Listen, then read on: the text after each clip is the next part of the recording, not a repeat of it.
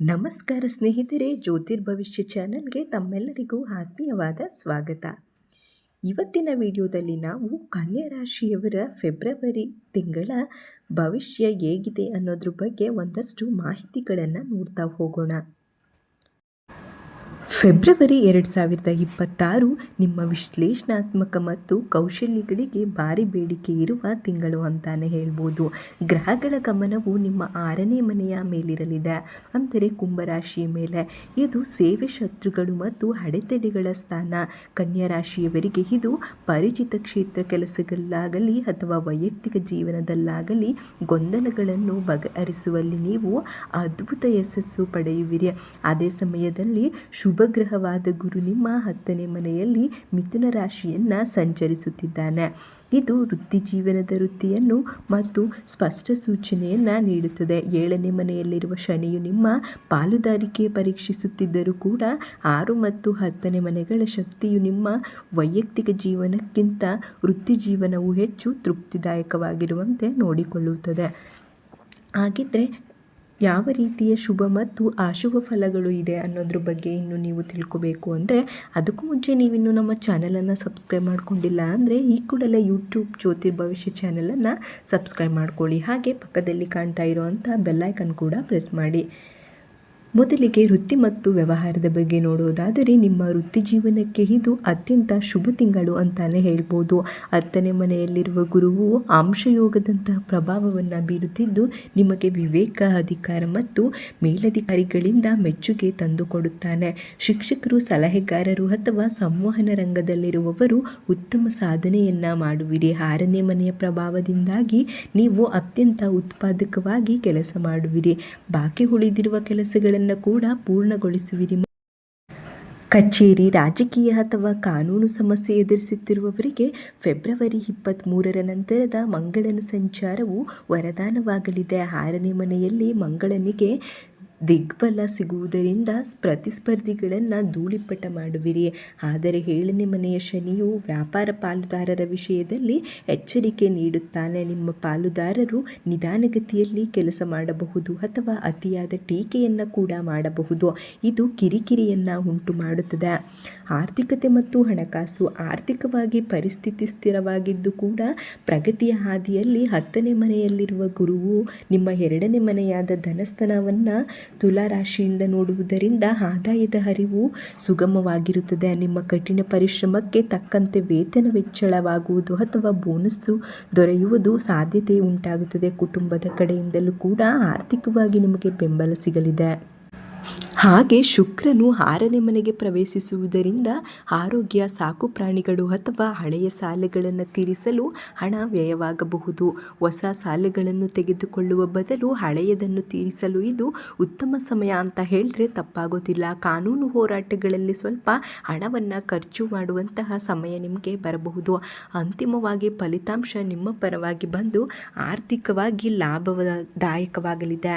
ಆದರೆ ನೀವು ಸತ್ಯದ ಹಾದಿಯಲ್ಲಿ ನಡೆದಿದ್ದರೆ ಮಾತ್ರ ಈ ದಾರಿ ನಿಮಗೆ ಸುಗಮವಾಗಲಿದೆ. ಇನ್ನು ಆರೋಗ್ಯ ಮತ್ತು ಕ್ಷೇಮಗಳ ಬಗ್ಗೆ ನೋಡೋದಾದರೆ, ರಾಶಿಯಾಧಿಪತಿ ಬುಧ ಮತ್ತು ಇತರ ಗ್ರಹಗಳು 6ನೇ ಮನೆಯಲ್ಲಿ ರೋಗಸ್ಥಾನ ಇರುವುದರಿಂದ ಆರೋಗ್ಯದ ಕಡೆ ಹೆಚ್ಚಿನ ಗಮನವನ್ನು ಹರಿಸಬೇಕಾಗುತ್ತದೆ.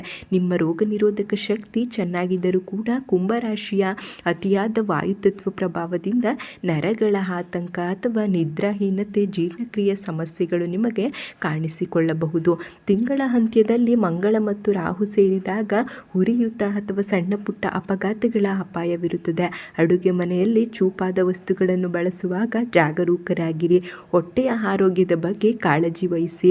ತಾಜಾ ಮತ್ತು ಮನೆಯಲ್ಲಿ ತಯಾರಿಸಿದ ಆಹಾರ ಸೇವನೆಗಳನ್ನು ಮಾಡುವುದು ಉತ್ತಮ. ಇದರಿಂದ ನಿಮ್ಮ ಆರೋಗ್ಯವನ್ನು ಕೂಡ ನೀವು ಚೆನ್ನಾಗಿ ಇಟ್ಟುಕೊಳ್ಳಬಹುದು. ಹಾಗೂ ಒಳ್ಳೆಯ ರೀತಿಯ ಆಹಾರವನ್ನು ಸೇವಿಸುವುದು ನಿಮ್ಮ ಜೀವನ ಮತ್ತು ಆರೋಗ್ಯಕ್ಕೂ ಉತ್ತಮ ಅಂತ ಹೇಳ್ಬೋದು.